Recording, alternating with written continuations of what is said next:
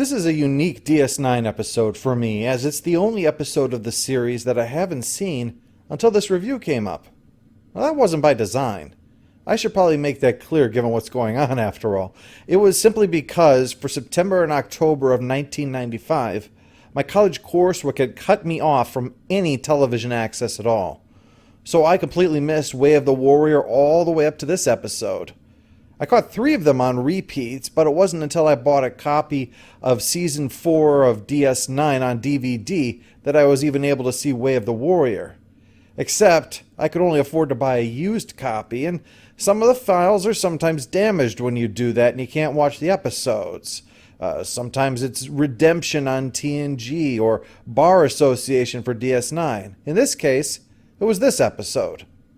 It was inconvenient, but I did have VHS tapes of all of the other missing episodes. There weren't that many.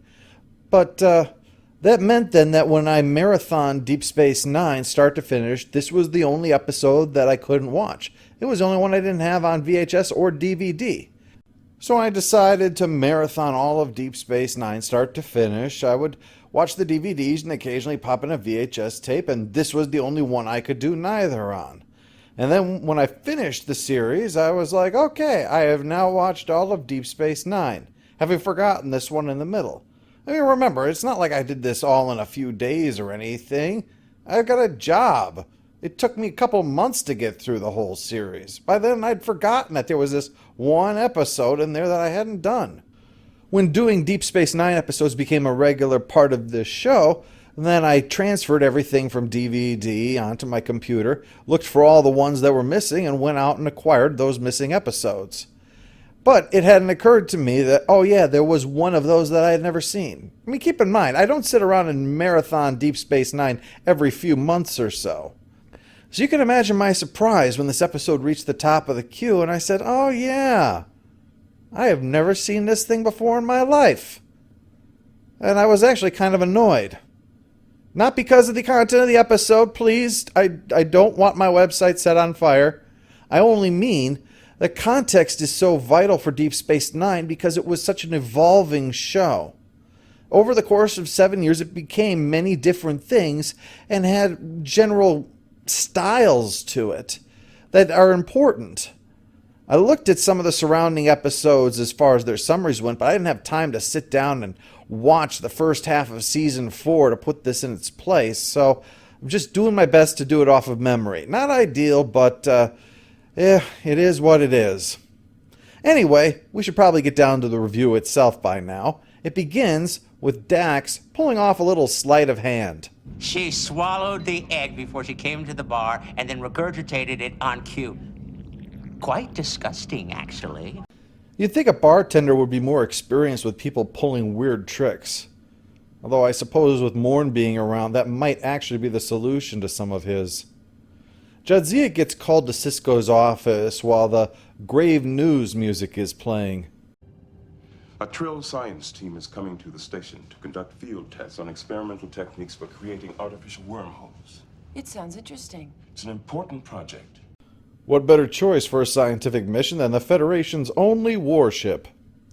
What matters, though, is that the team is being run by Lenara Khan, and so Sisko suggests Dax go on leave for a while. So this is serious, whatever it is. But Dax says that she can handle it and will work with the science team. And after greeting them, she explains what the big deal is. Khan was Dax's wife. After the titles, it's explained that Tarius Dax was once married to one of Lenara's previous hosts, Lenani. That's what makes this awkward, see. Trills have a rule, a taboo. It's called reassociation, continuing a familial relationship from a previous life. The purpose of the symbiote is to gain new experiences with each life.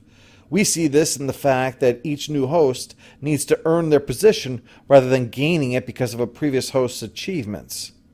And so while it's unstated in this episode, one of the rationales for this was that if reassociation was allowed, it would eventually lead to an aristocracy, similar to the works that depict centuries-old vampire ruling classes. This episode was originally going to have Khan be male, but Ron Moore felt that it would work better if both were female, since as established, this era seemed to want to pretend that nobody was gay in the future. Making the episode a same-sex love story, oh, sorry, did you not see that coming? Was a way of putting it in there. The fact that it is taboo allows for this to serve as an allegory, though it is important to remember that that's all it is, an allegory. Taboos are not intrinsically good or bad, remember. They're merely an indication of widespread social views. To some, same-sex relationships are taboo. To some, sex with those under a certain age is taboo. And it's not morally inconsistent to be in favor of a same-sex relationship, but to be against a marriage between a 20-year-old man and a 12-year-old girl. And likewise, it's not inconsistent to be in favor of, say, Dax and Lita hooking up, but being against Dax and Khan because of this taboo. In the context of the work of fiction, I mean. Obviously, when this was made 25 years ago, it would have been hard not to associate the two, since being a lesbian was far more stigmatized than today. Remember that this was a year and a half before Ellen DeGeneres famously came out. I'm just pointing out that while this is an allegory, the Trill taboo can be looked at independently of the real-world issue being explored and not diminish that issue. There's a party to welcome the science team, and after a talk with Cisco, Dax is still going to come since she's going to be working alongside Khan anyway. And soon they are side by side, at the buffet table anyway, and without a chaperone. Oh, naughty girls. So Dax and Khan, I'm going to use Khan since A, I've been consistently using the symbiont name, B, it's the symbionts who are the ones who are being tempted after all, and C, every time I type Lenara, autocorrect wants to change it to Linkara. They joke about the situation, and Khan says that, as far as she's concerned, they're both mature adults who can handle this professionally.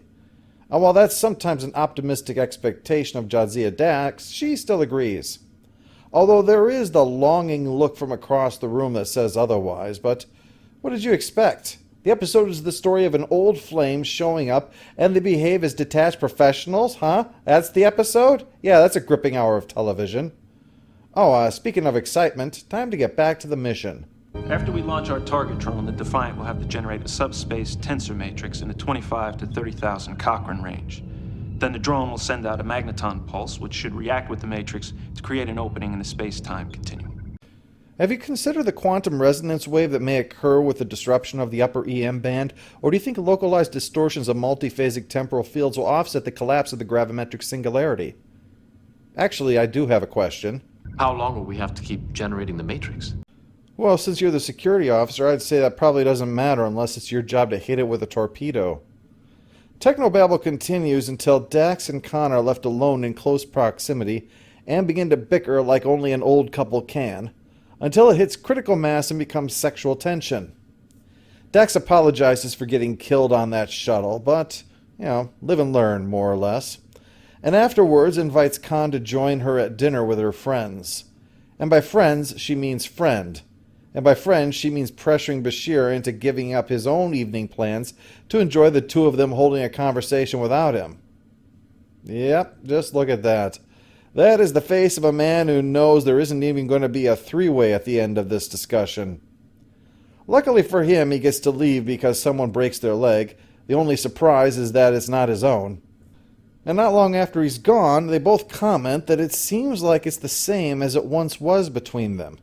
Dax even takes Khan's hand, unaware that they are being watched. Oh, this guy is so disgusted he can hardly finish jerking off watching this. Well, back to the mission. They're all set to begin creating their own personal wormhole. Let's see how it goes. No, that's a portal to hell. You forgot to carry the one. And meanwhile, that Trill scientist is over there going, "This is your fault. If you two would have kept it in your pants, we wouldn't have summoned Satan." Well, apparently being damned isn't a bug, it's a feature, so they all celebrate. A little too much between Dax and Khan for the other Trill's liking, though. And when Khan's brother finds out that Dax came by her quarters again later that night, he's not happy. The thing to understand about the Trill taboo is that it is taken very, very seriously. Breaking it isn't just a stigma, it results in banishment. which means the symbiont will die with the host and never move on to another. To a host, that is unthinkable. The symbiont must survive at all costs. Each host is merely a link in a chain, and that chain must never be broken. And that's why the taboo is almost never violated, and why her brother doesn't want Khan to break it. So she tells him that there is nothing going on and then storms off to Dax's quarters. Dax thinks, in light of this, they should maybe avoid each other to stop any rumors before they gain traction. Khan is wondering if maybe they should just forget about everything else and just follow their feelings. Before we go any further, I feel that it's important to reiterate that while this episode can in some aspects be seen as an allegory for same-sex relationships, that it is, by design, not a perfect allegory. And so while the idea of two women having forbidden love is comparable, it doesn't necessarily mean that those concerned about this specific relationship solely over the matter of this specific trill concern is necessarily the same as being opposed to lesbianism. I think it's fair to divorce those two things for that specific aspect. And I say that with the assurance of knowing that we live in a time when everyone is given the benefit of the doubt, quoted in context, recognized when nuance applies, and that no one winds up ever losing their livelihood over one mistake or misunderstanding. I stake my reputation as the Star Trek video reviewer from Wisconsin. You all know me and can reach me at plinkett@redlettermedia.net.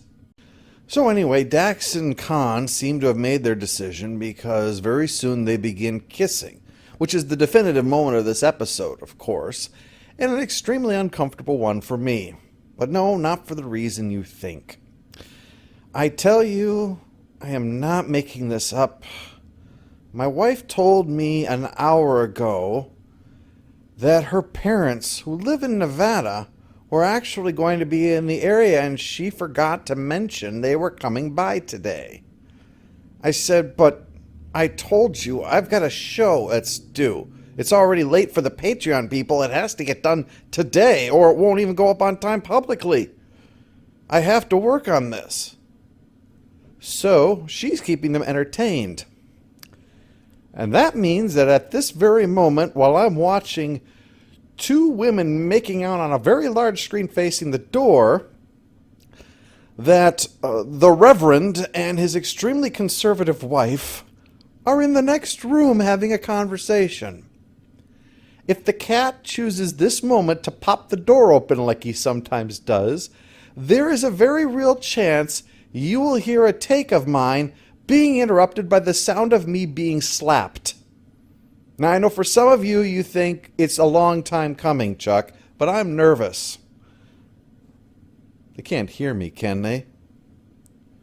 That's why I burned the American flag. We need to let more immigrants into this country. Nah, they can't hear me.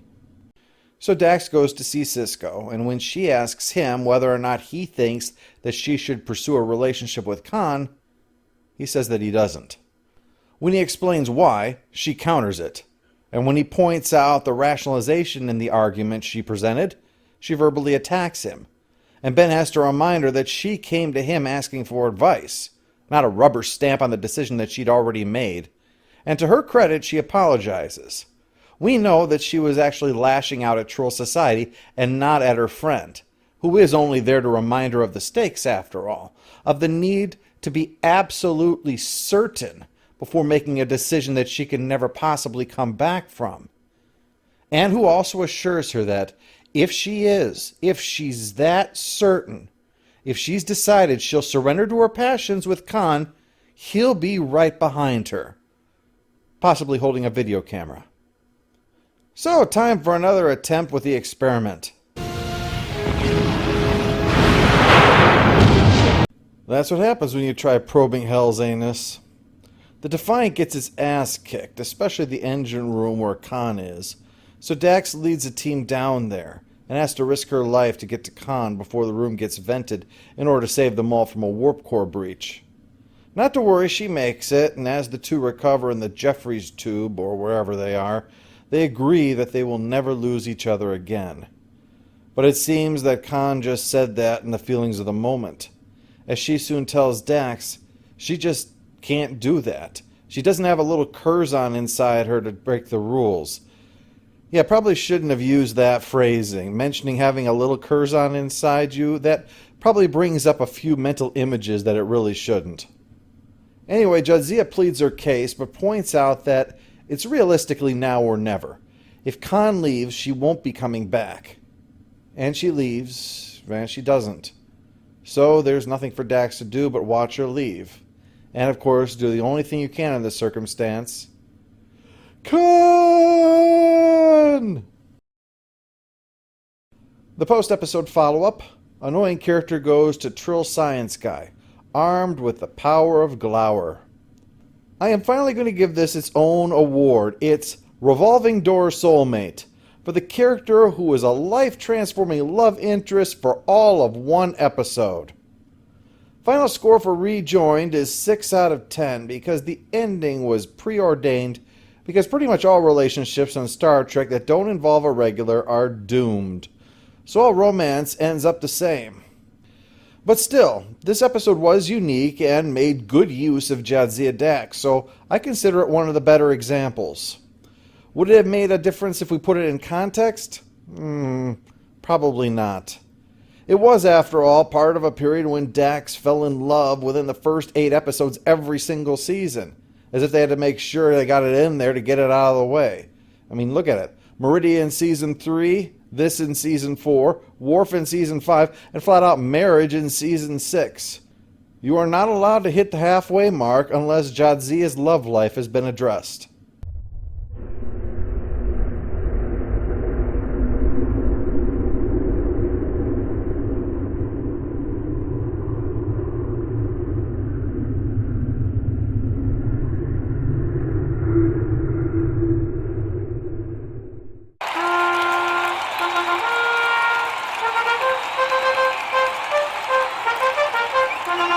All hail the Overlord! All hail the Overlord! What do Klingons dream about? Things that would send cold chills down your spine and wake you in the middle of the night. No, it is better you do not know.